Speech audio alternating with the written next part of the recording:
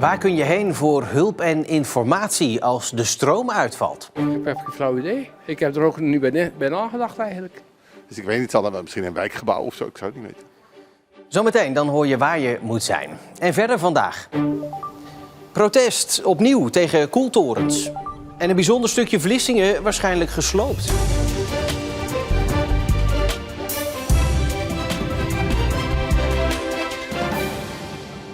Goedenavond. Waar moet je heen als er geen stroom meer is? Als je telefoon leeg is, je al dagen in de kou zit en ook de flessen water op beginnen te raken. Het is een doemscenario natuurlijk, maar toch wil de overheid ons beter voorbereiden op dit soort situaties. En daarom start dit jaar een proef met het opzetten van noodsteunpunten. De meeste mensen hebben inmiddels wel in de brievenbus gehad een folder van de overheid waarin staat wat je moet doen in een noodsituatie. Je moet jezelf 72 uur kunnen redden, maar er komen ook zogenaamde noodsteunpunten. En dat is bijvoorbeeld een dorpshuis als dit in Scherpenisse. Wel een mooie plek. We hebben in Zeeland zo'n 120 dorpshuizen. Zijn die nu al klaar om noodsteunpunt te worden of moet daar nog heel veel voor gebeuren? Ik denk dat er qua infrastructuur nog veel moet gebeuren. Waar moet je dan aan denken? Van ja, je kunt wel 2 flessen water op voorraad hebben staan, maar als er een tijdelijke noodwatervoorraad moet zijn, ja, dan moeten daar toch water in tanks beschikbaar zijn. Er moet een noodaccu zijn. In algemene zin, daar zie je wel heel veel bereidheid van ja, wij functioneren als spil in de gemeenschap, als huiskamer van het dorp. Laat ons die functie maar vervullen. En als we dan even verder kijken, je hebt hier bijvoorbeeld ook een hele grote gymzaal. Ja, die biedt ook letterlijk ruimte voor mensen, spullen in geval van een noodsituatie.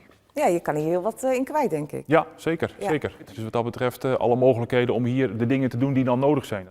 Maar er moet er wel ook een zak geld tegenover staan. Er moeten middelen tegenover staan. En dat vraagt om landelijke en ook provinciale coördinatie. En natuurlijk, het gaat over veiligheid. Dus de veiligheidsregio is in die zin aan zet. Vanuit Scherpenisse hier weer terug in de studio. Mercy, zeg, is al bekend eigenlijk hoeveel van die noodsteunpunten er in Zeeland moeten komen en waar? Nee, daar is het nog iets te vroeg voor. Het is wel zo dat de veiligheidsregio Zeeland net €180.000 heeft gekregen van het Rijk om een proef te gaan doen met zo'n eerste noodsteunpunt. Om eens te kijken, wat komt er nou allemaal bij kijken? Duidelijk is al wel dat het echt in de buurt moet zijn. Je moet er op loopafstand heen kunnen. En wat ook duidelijk is, dat je daar bijvoorbeeld een beetje warmte kan opzoeken als je thuis geen verwarming meer hebt. Of even je telefoon kunt opladen als je thuis geen stroom meer hebt. In Scherpenisse, in een dorp is het natuurlijk logisch dat je dan een dorpshuis uitzoekt. Maar hoe zit dat eigenlijk bijvoorbeeld in een stad? Hoe doen ze dat in Goes of in Terneuzen? Nou, daar kun je bijvoorbeeld denken aan een wijkcentrum, een brandweerkazerne of het gemeentehuis. Maar ik was zelf inderdaad ook wel benieuwd hoe mensen in een stad, ja, of ze enig idee hebben waar ze dan heen kunnen. En ik heb dat gevraagd op straat in Vlissingen. In het gemeentehuis of ergens bij een kerk of zo. Het is wel een groot gebied, zeg maar, waar veel mensen kunnen zijn. En heb jij enig idee? Waar zou jij heen gaan? Ja, ik denk zelf ook eigenlijk meer bij bijvoorbeeld een gemeentehuis of zo, omdat iedereen wel weet waar het zit. En ja, je kan er ook gewoon veel kwijt. Misschien een wijkgebouw of zo, ik zou het niet weten. Ik heb geen flauw idee. Ik heb er ook nu bij nagedacht eigenlijk. Wij zijn niet bang dat er iets zou gebeuren. Nee, dat geloven wij niet. Ik denk dat het allemaal een beetje meevalt. Voor de mensen met een iets minder rotsvast vertrouwen dat het goed komt. Wanneer moeten die noodsteunpunten er eigenlijk zijn? Nou, dat is nog niet helemaal duidelijk. Maar ik denk dat over een jaar dat we wel grofweg moeten weten waar die Zeeuwse noodsteunpunten nou precies komen. Want je merkt gewoon dat er haast is een beetje bij de overheid als het om dit onderwerp gaat. Meestal moet er jarenlang overlegd worden met alles en iedereen. Maar in dit geval heeft de overheid echt zoiets van nee, we moeten weerbaarder worden als Nederland. En ook wij als bevolking. Mercy, dank je wel. Allerlei wegen in de provincie zijn beschadigd geraakt door het winterweer van afgelopen week. De provincie meldt vooral schade op de N62 en de Deltaweg. Die schade moet gerepareerd worden, maar de provincie waarschuwt wel dat rijstroken daardoor misschien even afgesloten zullen zijn. De actiegroepen Borselen en Terneuzen tot de kern starten een petitie tegen koeltorens die mogelijk bij de toekomstige kerncentrales worden gebouwd. Die koeltorens zijn soms namelijk wel 200 meter hoog. Ik bedoel, er komen toch heel veel toeristen naar Zeeland, hè? Willen die dan ook naar die mooie koeltorens kijken? Als de kerncentrales al naar Zeeland komen, is het nog helemaal niet zeker of er dan ook koeltorens bij komen te staan. Maar als er uiteindelijk toch besloten wordt dat er koeltorens komen, ja, wie gaat er dan wat van zeggen? En daarom die petitie. Ja, klopt. Ook de provincie heeft al gezegd geen koeltorens te willen, maar het alternatief is warm koelwater lozen in de Westerschelde. Daarvan worden de natuurgevolgen nog onderzocht. Dus ja, dan zeg ik liever dus geen kerncentrales. Dat is eigenlijk de conclusie. Maar die horen hier niet. De verwachting is dat na de zomer duidelijk wordt waar de nieuwe kerncentrales moeten komen. En komende zaterdag demonstreren actiegroepen bij de Nederlands-Belgische grens tegen de komst van kerncentrales. Tegenstanders uit de Vlaamse grensstreek zullen daar dan ook bij zijn. Goed nieuws, of voor de kinderen misschien wel niet helemaal, maar vandaag gingen de deuren van basisschool De Rieburg in Sint Maartensdijk alweer open. En dat terwijl er afgelopen donderdag nog brand woedde in het pand. De schade viel uiteindelijk mee omdat er vlak bij de brandhaard een waterleiding was gesprongen. Waarschijnlijk is door de hitte is er een knelpunt waar je de waterleiding kan afsluiten, is gesmolten. Daardoor is het water naar buiten gekomen. En dat heeft eigenlijk gezorgd dat de grotere schade voorkomen is. Nou, alles opgelost en op die plekken waar die brandschade dan is, wat is daar dan nog te zien? Ja, daar is vooral nog heel veel roet. Daar wordt nu eigenlijk de constructie, daar moet wat aan gedaan worden. En daarnaast het vooral opbouwen van eigenlijk een kleutertoilet op dit moment nog. Want daar ontstond de brand in eerste instantie. Ouders en kinderen hebben laten weten blij verrast te zijn dat de school weer zo snel open is. Ja, we hebben veel reacties gehad. Ook vanmorgen nog aan de poort. Dat we echt wel gehoord hebben dat er veel ouders trots zijn op hoe we dit als team hebben weten te organiseren. En wat zeggen de kindjes? Ja, die zijn gelukkig er heel rustig onder. We hebben vanmorgen ook in de klas is het natuurlijk wel besproken. Maar eigenlijk om 9 uur liepen we een rondje en was iedereen gewoon weer lekker zijn ding aan het doen alsof er niks gebeurd was. In de komende weken worden de beschadigde plekken in de school weer opgeknapt. Het CDA in Borselen wil weten of fietsers zich wel eens onveilig voelen. Daar hebben ze een korte enquête voor online gezet. De partij wil weten waar mensen zich onveilig voelen en hoe dat komt. En daarnaast wordt gevraagd of mensen suggesties hebben om het veiliger te maken op straat. Net iets meer mensen dan vorig jaar hebben een aanvraag gedaan om dit jaar lamsoor en zeekraal te mogen snijden. 374 in totaal. Toch gaat het om bijna 200 aanvragen minder dan 2 jaar terug. Er is de laatste tijd veel kritiek op het vergunningensysteem dat de natuur moet beschermen. Volgens zowel particuliere als commerciële snijders mag er bijvoorbeeld niet gesneden worden, juist op het moment dat de groente op zijn lekkerst is.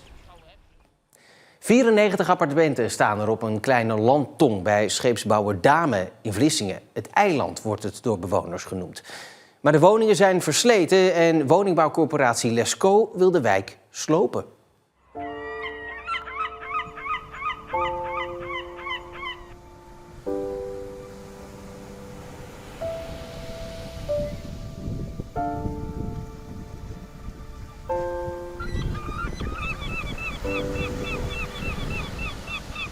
En ik maak eigenlijk heel veel schilderijen, ook hier in de omgeving. Ik heb er wel meer van het eiland. Wonen hier op het eiland is voor een kunstenaar eigenlijk heel bijzonder. Ja, het is een mooie plek. Prachtige plek. Mooi licht ook. Ja, zeker. En het is ook fijn om hier te werken, want ik heb mijn schildersezel hier staan en het licht komt hier binnen. Dus ik kan prima schilderen hier. Ja, het is erg fijn om te doen.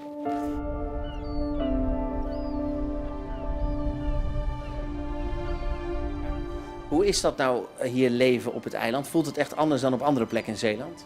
Ja, ik vind het wel, want het is een hele aparte gemeenschap. Het is ook een aparte plek. Het ligt ook los van de stad. Vroeger was hier daarom heet het ook het eiland. Er was hier vroeger een doorgang met sluizen. En dan kwamen dus vissersboten hier ergens binnen. Dus het lag los van de rest van Vlissingen. Later is dat gedicht en zijn de sluizen daar gekomen, denk ik. Ja. Maar prachtige plek. Nou, dit is mijn keukentje. Een klein keukentje, maar heel knus. En we lopen door de douche naar buiten. Dat is wel heel apart hier. Men dacht vroeger iets minder praktisch dan tegenwoordig. Even kijken, die is open. Zo.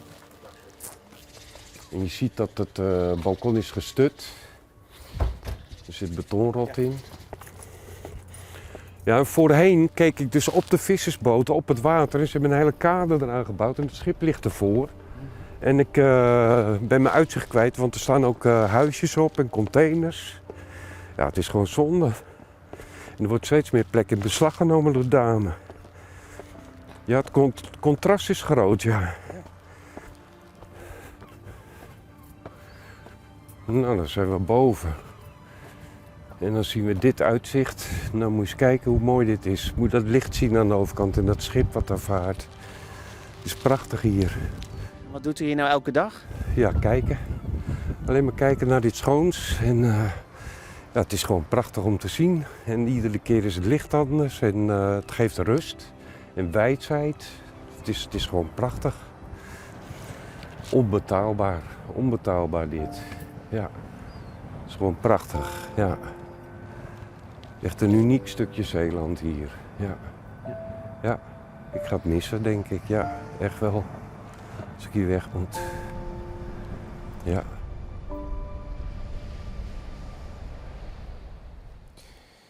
Woningbouwcorporatie Lesco laat in een reactie weten dat er begrip is voor de emoties van de bewoners, maar dat de corporatie ook de verantwoordelijkheid heeft om te zorgen voor veilige en duurzame woningen. De gemeenteraad moet er nog een besluit over nemen.